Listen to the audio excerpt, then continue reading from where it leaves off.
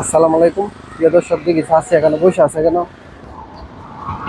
আসসালামু আলাইকুম, ভালো আছেন? কি বাচ্চা কারা?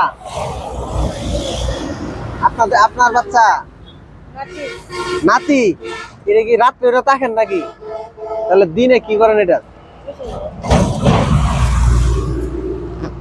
মানে টাকা তুলেন 10 টাকা দেয় না মাত্র?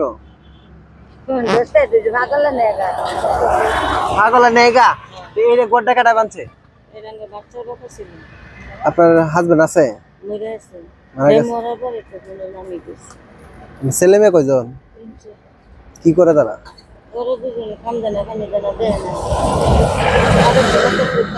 আচ্ছা, আমরা একটা ইউটিউব চ্যানেল আছে, আপনার মানে কিভাবে চলেন? আপনি কি কষ্টে আছেন?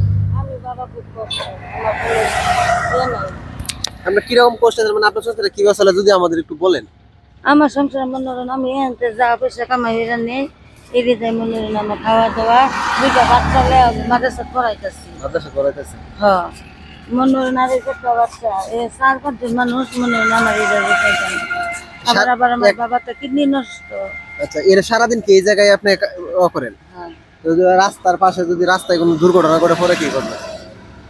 আল্লাহর রহমতে যেন বাচ্চা গেছে বহুদিন, আল্লাহর রহমতে সমস্যা কোনো হইছে না। বাড়িতে কোনো কিছু করার মতো নাই, বাবা কিডনি জানি। আচ্ছা, তোমার কি লাগে? বুবু লাগে। আর ওইটা ছেলে না? ওই আপনার নাতি দুইজন? হ্যাঁ, এই দুইজন নাতি আমার ছেলে মাদ্রাসা। আচ্ছা আচ্ছা, এলো মাদ্রাসা পড়ে। সকালবেলা খাইছেন কি? দিন ভাত আনছি, ভাত খেয়ে আসলাম। ভাত এখন এখানে যে সারাদিন যে টাকা তুলেন, কত টাকা তুলতে পারেন? 200 পাই, 250 পাই। 200-250। এর পরে এই নাতি নিয়ে পোলাপান নিয়ে চলতে পারেন? কি আর বাবা ওরকম কষ্ট করে দিতেছে, কষ্ট করে চলেন। আচ্ছা, যাই হোক, আমরা এই দিক দিয়ে যাইতেছিলাম রাস্তা দিয়ে, পরে চলে গেছিলাম এই বন্ধ দেখি আপনি যে বসে আছেন, এই জন্য আসছিলাম। দিয়ে আপনার সাধারণ দিকে আপনার আছে কি দিয়ে আমি ধরেন।